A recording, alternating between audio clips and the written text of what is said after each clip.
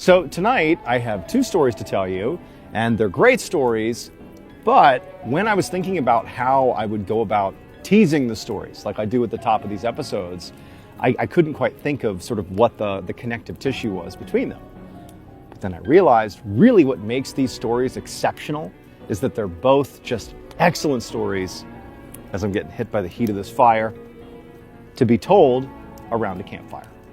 But before we get into those two stories, if you're a fan of the strange, dark, and mysterious delivered in story format, then you come to the right campfire, because that's all we do, and we upload 2, 3, even 4 times every week. So if that's of interest to you, go ahead and invite the like button to come to your campfire and cook some s'mores with you. But give them the wrong date and location. Also, please subscribe to our channel and turn on all notifications so you don't miss any of our weekly uploads. Okay, let's get into tonight's stories.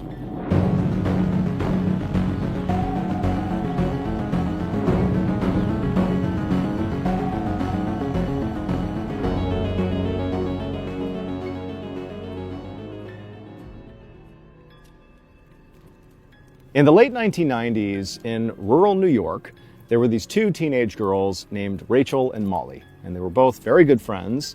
They were part of a bigger group of friends in their high school that sort of spent a lot of time together, but Rachel and Molly oftentimes were together by themselves quite a bit. And the thing that sort of drew the two together and really sort of made them friends in the first place and also drew them to that bigger group was their shared love of goth culture. So being goth, especially in the late 90s and early 2000s, if you were like a high school kid, basically meant you wore all black clothes, you had like black, nail polish, black lipstick, your hair's black, you sort of embraced all things dark and macabre.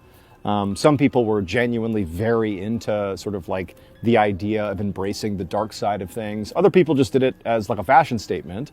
But in the late 1990s and early 2000s, it was definitely a thing, certainly in America. And Rachel and Molly were both very committed goths, and they just sort of loved that whole vibe. And one of the things that Rachel and Molly really liked to do as goth teenagers is they and their group of friends would go hang out in the local cemetery. Now, at first, the reason they did this was actually to sort of be ironic. It's like they were known as the goth kids in their high school, and so the idea of them hanging out in a cemetery just seemed kind of too on the nose. And so they went out there almost like a joke, the whole group of them. But they found the cemetery was kind of a cool hangout spot, and they began to really enjoy hanging out in the cemetery, and it became sort of like their go-to thing, especially on the weekends. Now, typically when Rachel, Molly, and their friends would go hang out in the cemetery, they would do so at night to sort of maximize, the darkness, really leaning into the whole goth side of things. But also, they would always go as a group. Like it was Rachel, Molly, and several other people that would be in the cemetery hanging out at one time. Like Rachel and Molly did not go there just the two of them. It was always a group. And part of the reason was it was just more enjoyable that way. But also, despite their love of spending time in the cemetery, it was still a cemetery at night, and it was, a little bit creepy. And so there was, strength in numbers, and so they liked being there with a group. It felt safer. One Friday night, Rachel was home alone when she got a call from Molly. And Molly asked her, hey, do you want to go hang out in the cemetery? And Rachel's like, duh, like, that's what we do on the weekends. I'd love to go. Like, come pick me up. Let's go. And so Rachel, she gets all ready, and, she's waiting outside, and eventually Molly shows up in her car. And the first thing Rachel notices is that Molly's all alone in the car. She is not with the group that normally she would be with when they picked Rachel up. So Rachel, she walks out to the car and she climbs in and she says to Molly, like, hey, so are we now going to pick up the rest of our friends? Like, where is everybody? And Molly's like, actually, no, I tried getting in touch with everybody else, but everybody's either busy or working or hungover from last night. So it's just going to be us two at the cemetery. Like, is that okay? And Rachel admittedly did not think this was okay. Because again, like, this was not an activity that these girls did by themselves.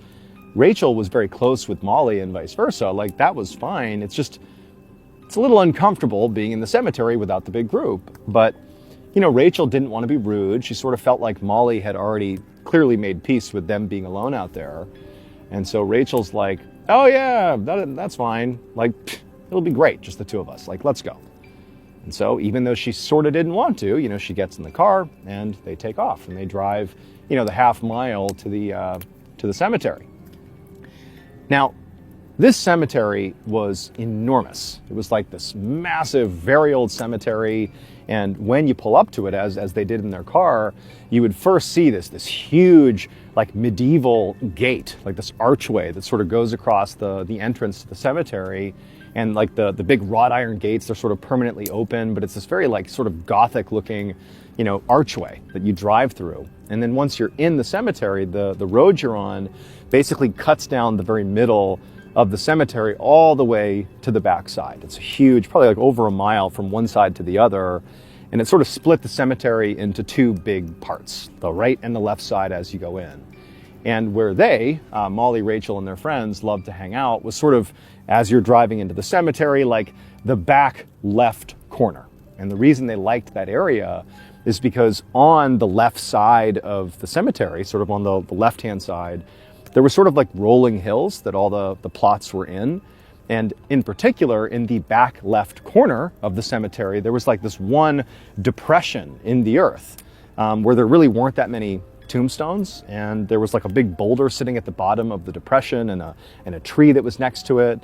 And so basically, if you were scanning across the top of the cemetery, just from the gate, looking out at the entire expanse of land, anybody that was down in that sort of depressed area in the back left corner, you basically couldn't see them. They're sort of tucked away down there with the rock and the tree.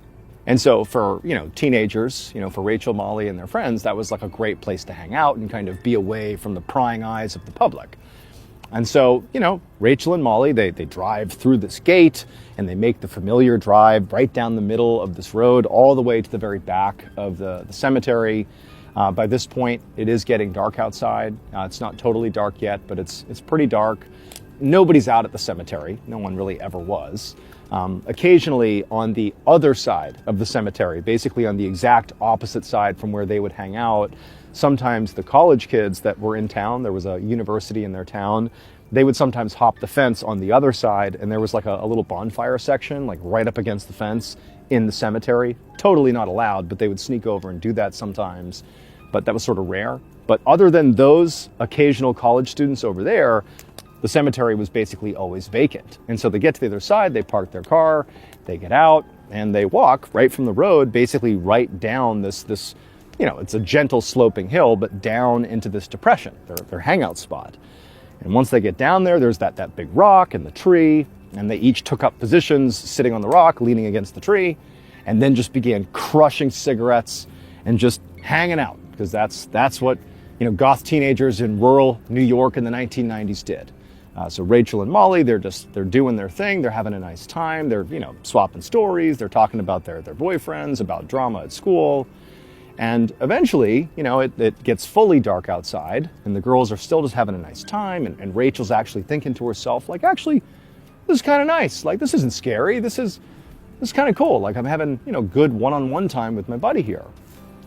But eventually, as they're down there, they start to smell smoke. Now, remember, periodically, on the other side of the cemetery, like pretty far away, was that bonfire area that college kids sometimes would, start bonfires over there. And, when Rachel and Molly had first come into the cemetery, they had looked over there and hadn't seen a fire. But they're thinking, we've been hanging out here for quite a while.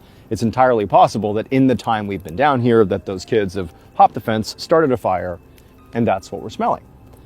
Now, the fire itself really had no bearing directly on whatever Molly and Rachel were going to do that night. I mean, they're on opposite sides of the cemetery. But Rachel and Molly knew that historically, whenever there was a bonfire over there, eventually the police would always show up, because you're not allowed to do that. And they would kick off, the kids, they'd make them put their fire out.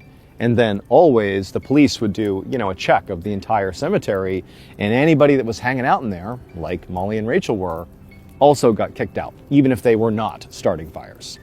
And so Molly and Rachel, they look at each other after smelling this fire, and they both sort of have the same thought, like, we should probably just leave, before the police get here and make us leave. And, after all, they'd been there for quite a while. They were about ready to leave anyhow, so this was like no big deal. So, they put out their last cigarette, they got their stuff, and they turned and began walking back up the hill, back in the direction they had come down on, back in the direction of their car. And as they're walking up, they're expecting to crest the hill and, see their car and see the whole cemetery and, maybe way off in the distance, maybe they'll see a flicker of the bonfire that they must be smelling.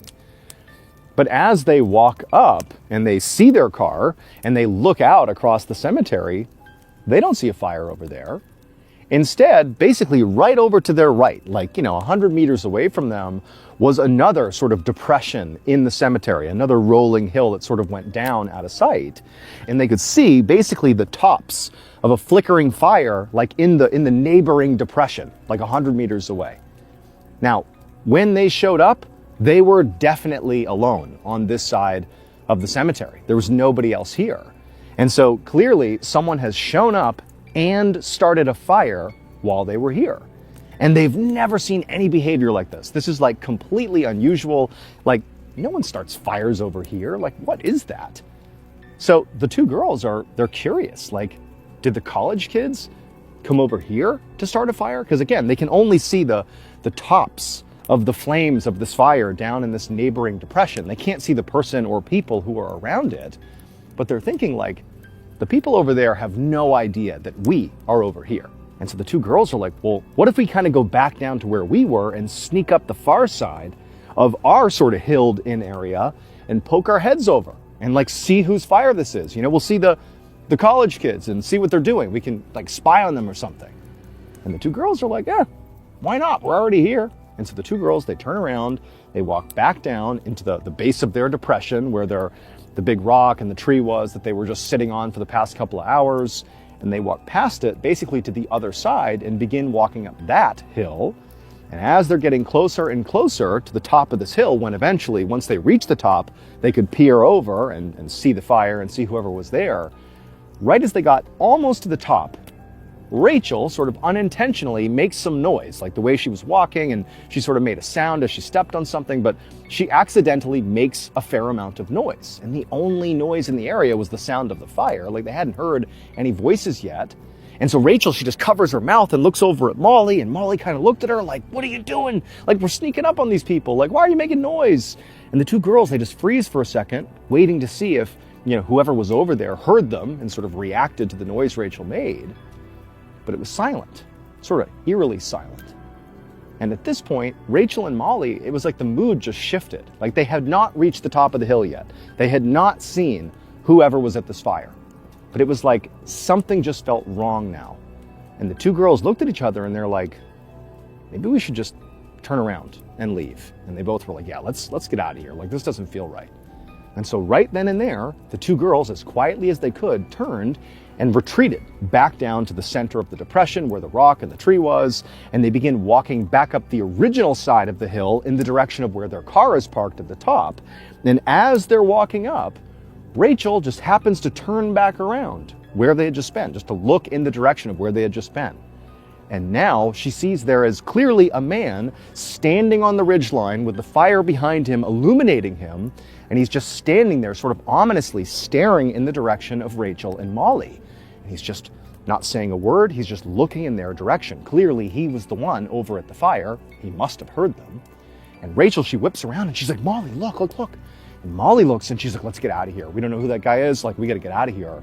And so Rachel and Molly, they begin quickly walking up the hill. And then a second later, Rachel turns back around and the man is no longer on the hill, but then she sees movement and she realizes he's running down the hill in their direction.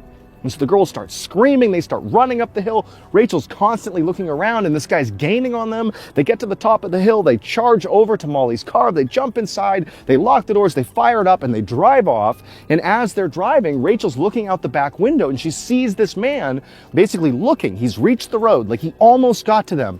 And he was looking in their direction, and as they drove off, he just slowly turned and walked back down the hill out of sight.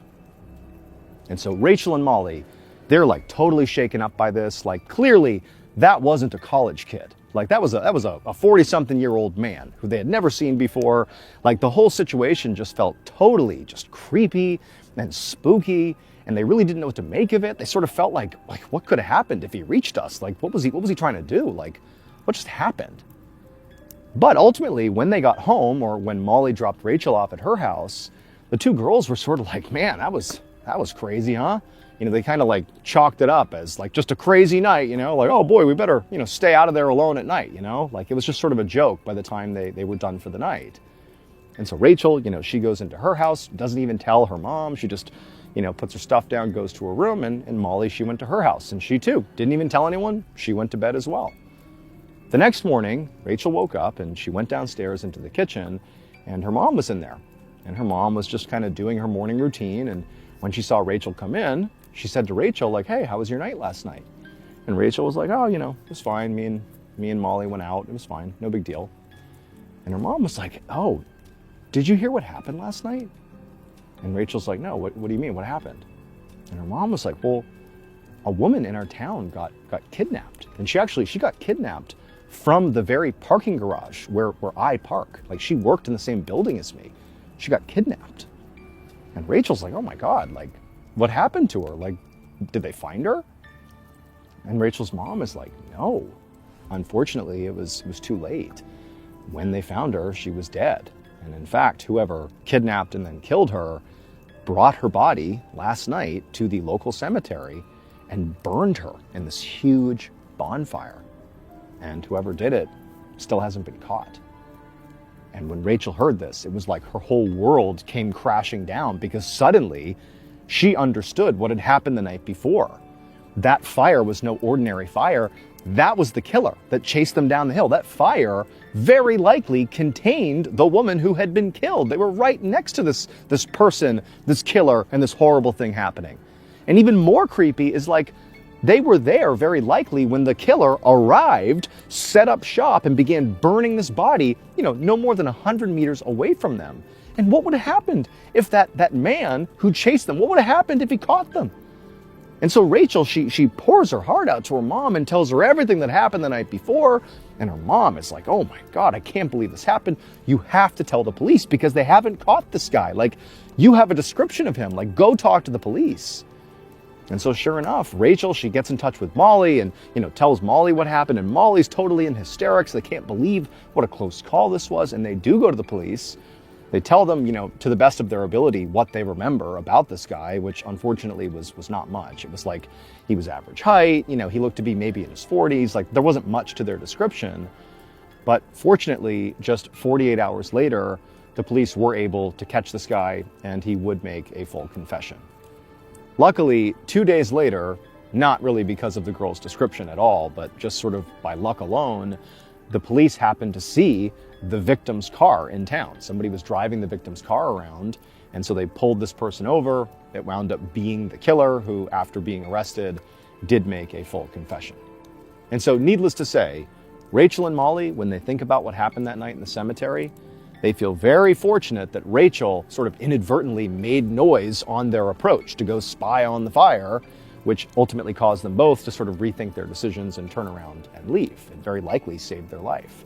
Because if that hadn't happened, and they had gone over the hill and had been confronted by the killer, it's entirely possible that both those girls could have wound up in the bonfire as well.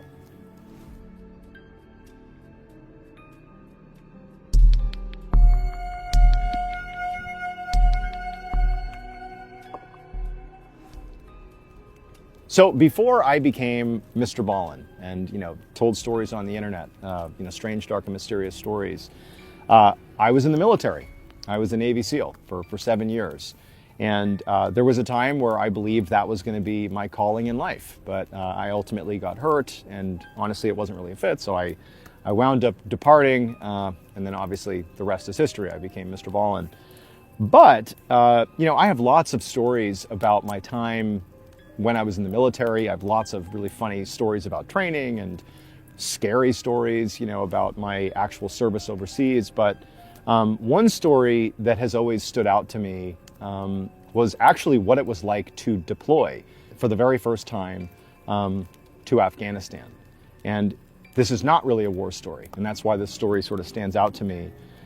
So, I spend, years, literally almost 3 years training and becoming a Navy SEAL. And then it's like, okay, I get to my SEAL team on the East Coast in Virginia. And, so SEAL Team 2 is where I was. And we start training for our deployment. And we find out it's going to be to Afghanistan. And, this is back in 2013. And so, going to Afghanistan likely meant combat. In that time, there was still definitely active combat operations happening. And for Navy SEALs and for any direct combat unit, you do want to go to war, not because you are like a warmonger, but because that's what you train for. And so it's like, okay, like I'm getting ready for combat. And then the day comes, and the way you deploy this is not unique to Navy SEALs, but like they don't send you out to wherever you're going in one group because it's sort of risky. What if a plane crashes and your whole platoon gets wiped out, right? So you get sent out in like little batches, like sometimes on civilian flights. Like I flew first to South America with like a couple other SEALs. We're all dressed as civilians. And then we hitched a military transit flight actually into Afghanistan.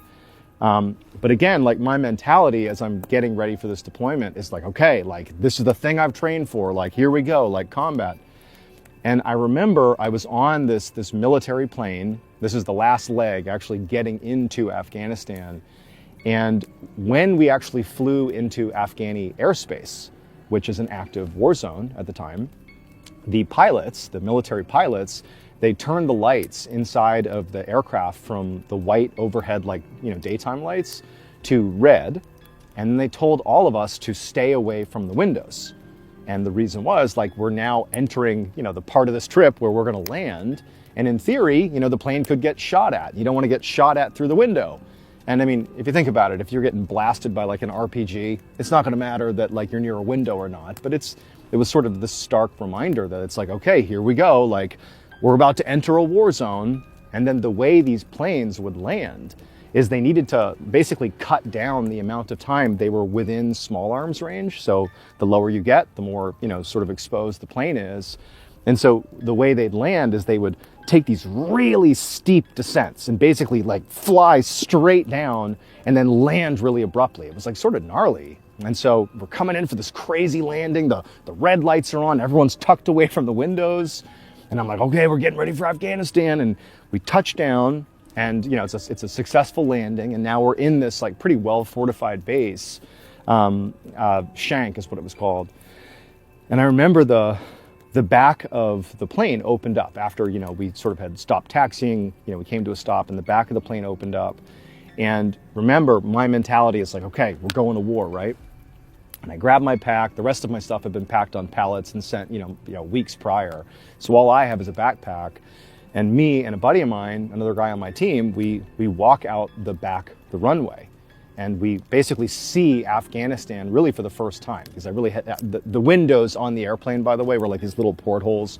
You really never got a good look, not to mention we had to avoid the windows. So this is like my first view of Afghanistan. And I remember just like looking around, and it was just unbelievably beautiful. Like, Afghanistan is shockingly beautiful. It's in every direction, 360 degrees, these just enormous, like massive snow-covered mountains and just beautiful fields. It's like untouched land. And like we're in the middle of this like jagged scar across the earth, which is this like NATO base where war is sort of launched out of. But it's like you're looking around at just this unbelievably beautiful place. And it was like in such contrast to what I believed I was coming here for, or what I was there for, like to fight in a war. And it just like didn't compute. Like, this is too beautiful a place to be having a war fought. But I mean, very quickly after sort of seeing this environment and being like, oh my gosh, we were quickly ushered over to this like holding area, and we had to grab our stuff. And then before long, we had jumped into these very up-armored military vehicles called RGs, which are like 50,000 ton anti-IED vehicles. Basically, if it detonates underneath you, in theory, you'll survive. And out we go, from the base we were on out to this like very forward operating base that was sort of out in the sticks. And it was like sort of a vulnerable spot. And it was where we were going to be operating from for the next 6 months. Our mission was pretty vulnerable. We were out sort of actually actively fighting the war. But that first night, we get to our actual base, this very stripped down, like very vulnerable spot out in the middle of nowhere. And when we got there, there were, the previous team was still there. They were wrapping up their deployment. And there were interpreters who are a central part of the warfighting effort, from our side. And a lot of these interpreters who are pretty young, like in their 20s, like they've been out there working with various units that have come through those bases for years. And because they're working with NATO, they don't have a place outside of the base. Like they're targeted by the Taliban and other sort of militant groups because, they're working for NATO. They're traitors, And so the great promise for these interpreters is that by working with NATO, eventually they'll be given the opportunity to leave Afghanistan and come to the United States. And for some people that's true. Not true for everybody, but these interpreters are like hard as nails. They've been in so many gunfights. Like these people have seen some crazy stuff. And my role was to work with these interpreters. I was going to be someone that worked with our partner force. And so I get to this little outstation. It's late at night and it's sort of overwhelming, this whole thing. The team that was already there, SEAL Team 8, they were like, cowboy by this point. They'd been in combat now for the last 6 months. They're all just like jacked and huge beards. Like they could care less about anything. And I'm like super green. And I went and I met with one of our interpreters to like sort of give me a lay of the land of what to expect over the next couple of days. And so we talked about some operations we'd likely do and sort of, got to know each other a little bit. But at some point, one of these interpreters, the guy I was talking to, who maybe was like 25, 26, and I was in my 20s too, he said to me, he goes, bro, and they all talk in like Western slang. Like their English is like rugged, like American military slang because they're around like 18-year-old Marines 24/7.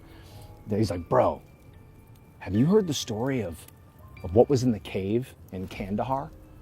Now we were in a different part of Afghanistan, but he was referencing Kandahar, Afghanistan. And what I would come to find out is there was this story about a giant, like a creature, some huge creature that lived in a cave out in the mountains of Kandahar. And like Afghanistan, again, is this huge, just like mountains everywhere. And there are all these cave systems up in these mountains, some of which are like untouched by humanity. And this Terp was like, bro, I'm telling you, it's real. Like there was a giant up in the caves in Kandahar. Like, have you heard about this? Like, I want to know more. The interpreter did. And so, we didn't really talk much more than that, but it was planted in my mind that there was like this real belief by this interpreter that there was like some truth to this, what sounded like sort of a folklore, this crazy story about a giant in a cave. And so it stuck with me. It stuck with me that I'd heard that story. Fast forward, years later, I'm out of the military and I've become MrBallen. I've begun telling strange, dark, and mysterious stories on the internet. And I was thinking about what stories I wanted to tell. This was like in the very early days of having the channel. And I suddenly remembered like the Kandahar giant. And I was like, man, I want to look into that and see if there's any truth to what my interpreter was getting at. And sure enough, I found like this treasure trove of testimony from this special operations group, the Green Berets, that apparently did. Like this one particular group of Green Berets that apparently came in touch with something otherworldly up in the caves of Kandahar. And in particular, there was one soldier who just went by Mr. K because he was worried about his name getting out there, who gave just like shocking testimony about what they saw. And so I felt like I needed to do this story justice. I wanted to sort of compile the notes and put together a story that, sort of picked up where my interpreter had began. And I told the story years and years ago. And tonight, I'm going to tell you that story again. So in 2002, there was this Army infantry unit that was out doing a patrol in the Kandahar mountain range. And again, you got a picture, just massive snow-covered mountains. I mean, this is a huge area. And, a lot of times in 2002, these patrols, you'd be sort of looking potentially for cave systems where Taliban fighters would be camping out, or, sometimes there'd be fighters that were down in the valleys below. But these patrols were fairly routine for NATO in 2002. And so this unit, they're out on patrol, and generally the way it works, really independent of what branch of the military you're in the US military, when you're out on patrol, you basically update some level of higher command as you're doing the operation. And also, by the way, virtually no operations, no matter how routine or mundane, like no operations aren't planned out. Like everything is planned. Like what time you get there, how long you're going to be there, what you're trying to do, when you're going to leave, what platform you're going to use to leave. Like everything is really coordinated. And so this unit, they went out, for the, umpteenth time to do this patrol. And at some point in the middle of this patrol, the higher command lost contact with them. And the reason this immediately stood out as problematic is, it wasn't totally unusual for a group to lose comms. I mean, you're trying to communicate across huge mountain ranges, using, these radios that are really a lot of times not that great. And so losing comms is not that unusual. But generally speaking, like a lot of times if you lose comms, you get it back pretty quickly. And so there had been a pretty long period of time where no one could get in touch with this unit. And then on top of that, as higher command was beginning to figure out like what we should do here, should we send out a quick reaction force to go find them? Should we send, air assets overhead to go try to look for them that way? As they're thinking about that, somebody realized that not only had they suddenly gone silent, this huge infantry unit, but also they had not called in a TIC before they went silent. So a TIC, or Troops in Contact, is the acronym for basically being in a gunfight. And the reason this is important is, when you're in a combat zone, your higher command doesn't automatically know if you're getting shot at or if you're in an active gunfight. You need to call it in. And the reason you call it in is because you may need huge help. You might want air assets to come in and save the day. You might need a medevac. You might need reinforcements. And so basically the instant you start getting shot at, commanders on the ground, or whoever's on the ground, could be someone super junior, they'll call into higher command and say, troops in contact, tick, tick, tick, tick, tick. And the reason they do that is basically to have help on standby. Now they're like, okay, we know something's going down, we're ready to support. And in fact, what we saw when we were in Afghanistan is, if anything, we were like too quick to call in a TIC, because it's sort of like a cheat code, right? Like, oh, I think I heard gunfire way over there, call in a TIC. And then immediately you got like warthogs overhead and crazy assets everywhere, like you're totally protected. Well, we sort of took advantage of it, and a lot of people did. Like, it's rare for the reverse to happen. Like, people are not conservative calling this in. And so for an entire unit to suddenly go like silent, having not called in a TIC, it's either a huge like radio problem, but that usually gets resolved relatively quickly, or it's something else, something that is just harder to define because it just doesn't really happen very much. And so after a certain amount of time had passed, when still no one could get in touch with this unit, ultimately the Army decided this was, a big enough deal. There was enough people in that unit that were now unaccounted for, that they decided to send in an elite military unit to try to find them. And so they tapped this Green Beret unit. So the Army's top special forces team, the Green Berets, they grabbed a group of those guys and said, you go out into the mountains of Kandahar to their last known location and figure out what happened to them.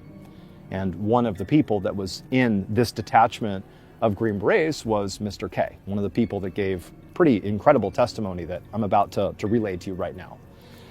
So Mr. K and the rest of his small group of Green Berets, they hop on helicopters and they fly out to this section of Kandahar where, this infantry unit was last. And they touch down, and you've got to understand that this is like rural as rural can be. There is, no people. Like, there's no cities, no nothing. There's like mud huts periodically, but it's just like mountains.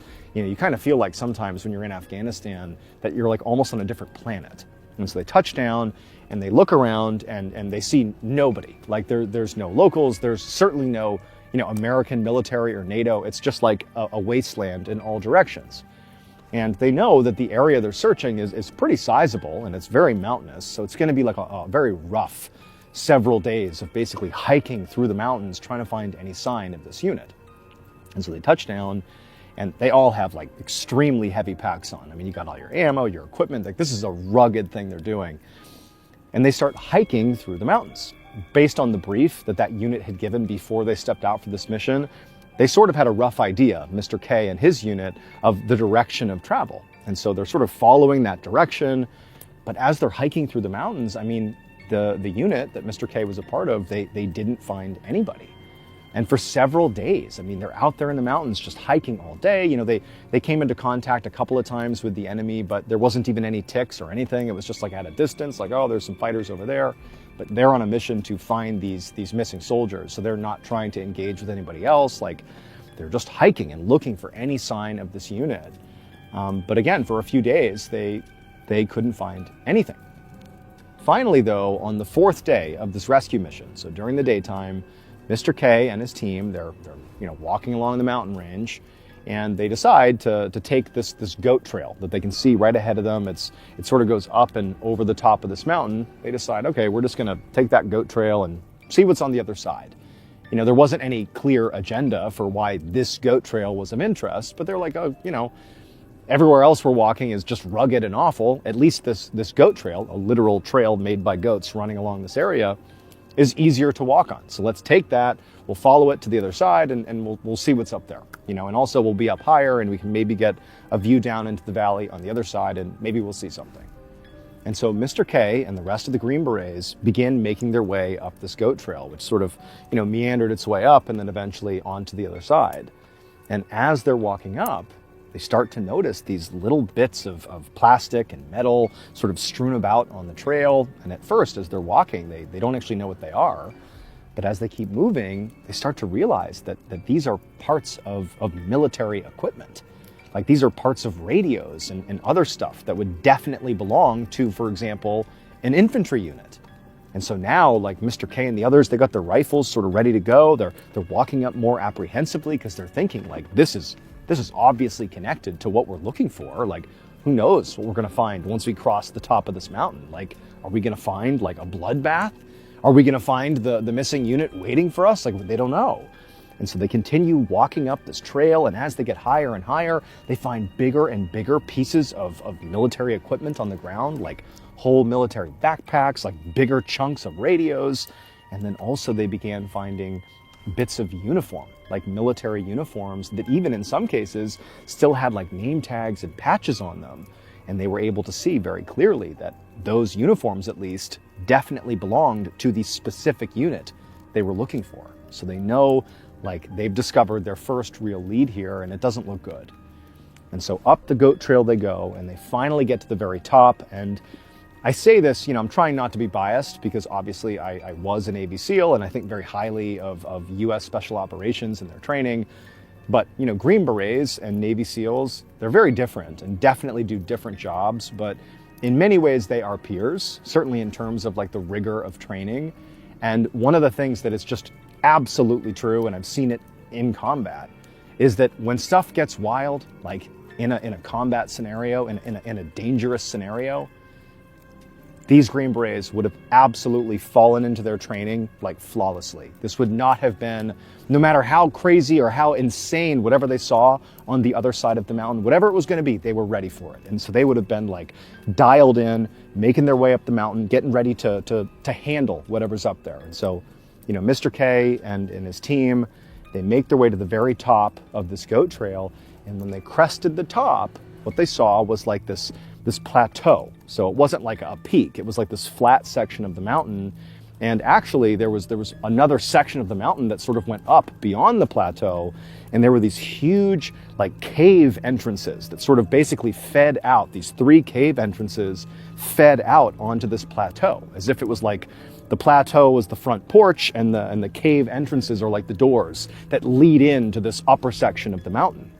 And on this plateau, scattered all over the place, is not just, you know, more pieces of military equipment, but also pretty obviously human bones, or what appeared to be human bones, like scattered about. And there was, you know, no living people up here. The missing unit was definitely not up here. But it looked like if they were up here, I mean, something horrible happened to them. And so once they reached the plateau, again, you got a picture like this elite military unit, they would have immediately taken up positions all around this plateau because they know these cave entrances have to be explored. You have to see who's inside of there. Like, is the missing unit in there? Are the remaining survivors taking shelter in there? Are there combatants in there? And so Mr. K and his unit, they sort of detailed taking up positions, getting ready to engage if they had to. And then once they were in position, Mr. K and the guy he was next to, his shooting buddy, if you will, were tapped to go up to the entrance of one of these caves and just look inside. And so silently they got up and they walked across this plateau while the rest of the team is sort of looking outward and also looking in. So there's 360-degree security. So Mr. K, he walks up along with his shooting buddy, and he said he looked into this entrance, this huge, massive entrance, like could easily just walk into this opening, but it's totally dark inside. And so he goes into the cave, and once he gets in there, like it's very dark, and he's sort of trying to look inside to see if he can see anything. And it does go back a little ways, but he barely takes a couple of steps into the cave when he realizes like there's like this sheer cliff within the cave. Like you basically walk in and then it shoots straight down. And Mr. K, he caught himself and he looked down to see if he could see what was down sort of in this pit within the cave, but it was just too dark, he couldn't see anything. And then, like as he's standing back up again, getting ready to sort of assess what he should do next, he sees like a flash of movement in the far backside of the cave, basically beyond this crevasse that he can't cross. And so Mr. K instinctively raises his gun like he's ready to engage whatever this is, but before he can, this enormous spear, like a massive javelin, comes soaring out of the cave and impales the shooting buddy. His name was Dan, the other Green Beret that was next to Mr. K, who went up to explore the cave.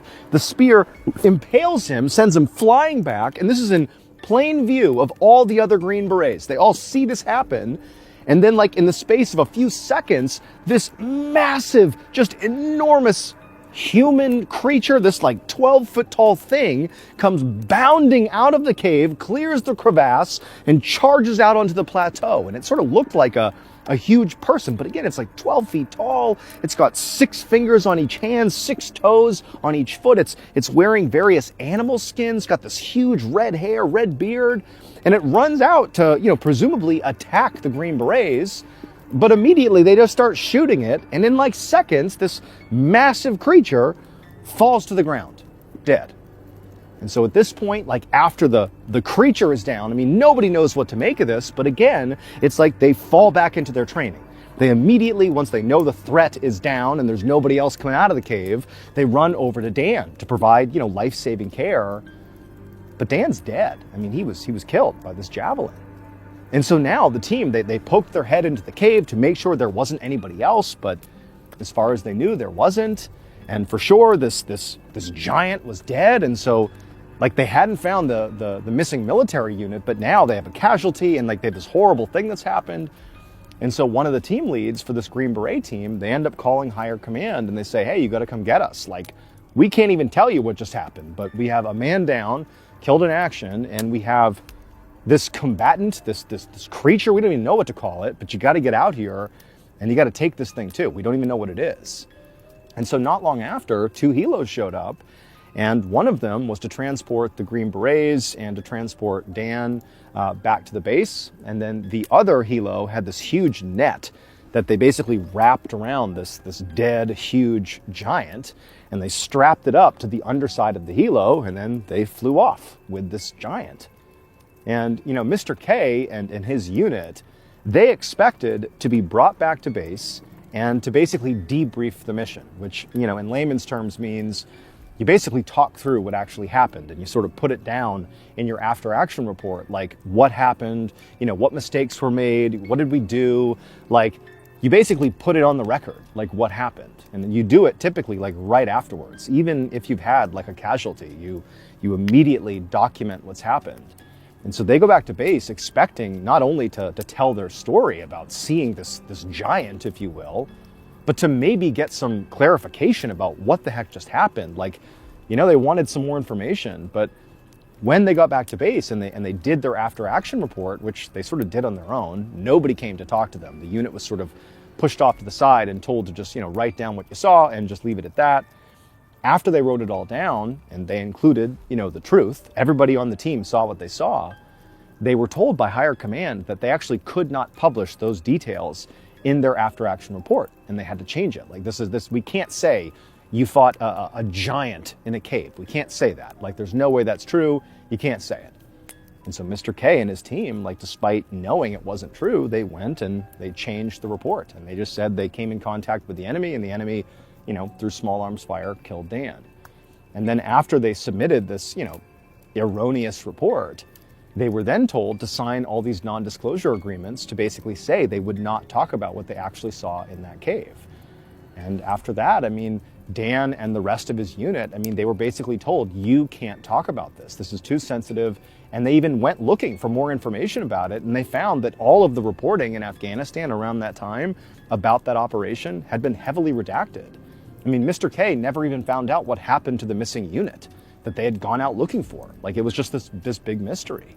But fast forward 14 years to 2016, and Mr. K just felt like he didn't want to keep this a secret anymore. And he spoke to some other members of his team that were there, and they too were just like really shaken up by what happened and just felt like it was wrong that nobody knew. And so that's what ultimately prompted Mr. K to go public with his story. And also when he went public, what he also discovered is that other people sort of in the military hierarchy also had some level of exposure to this giant. What Mr. K would discover is that after the giant had been hoisted in that net by that helo and flown off somewhere, apparently it had been brought to an airfield in Afghanistan, another NATO base, and pilots that were going to be transporting this to another base remember seeing this 12 to 15 foot tall giant looking person with 6 fingers on each hand and 6 toes on each foot in this net. They remember seeing it and actually describing it in their after action report. And they would say they were told not to include those details. And those details were redacted and made top secret. And so basically Mr. K, after coming forward, quickly learned through the grapevine that basically everybody affiliated with the giant was told not to talk about it. And the government basically shut it down, redacted it, and made it top secret. Now, I don't really know what to make of this story. There's a part of me that does want to believe that, the testimony of Mr. K is totally legitimate. But there's also a part of me that knows that, this could all just be made up. But a lot of people claim to have seen this thing. And I remember so distinctly, my own interpreter back in 2013 being so convinced that there was something in the caves in Kandahar, and he really wanted to know more about it. It's like, there's some level of truth to this. I was, in Afghanistan, and I was in the mountains of Afghanistan, not Kandahar. I was in Logar. But we used to walk by and look up and see these cave entrances, and I got to tell you, it's unsettling. Who knows what's inside of those things? It doesn't seem entirely impossible that a giant could be in there. Like this is a landscape that's just, it's different. It's like a different planet out there. But, really what you're left with here is you have an entire infantry unit that's still unaccounted for, at least publicly, and you have an Army Green Beret in Dan who was killed in front of his team, and they want answers. And, it's like what you see is the government apparently went to great lengths to cover up what happened, or to at least disguise the truth. Whether or not they're covering something up remains to be seen, but I think there's more to this story that we simply don't know. But I'd love to hear what you think in the comments, so why don't you let me know in the comments and I'll get back to as many people as I can.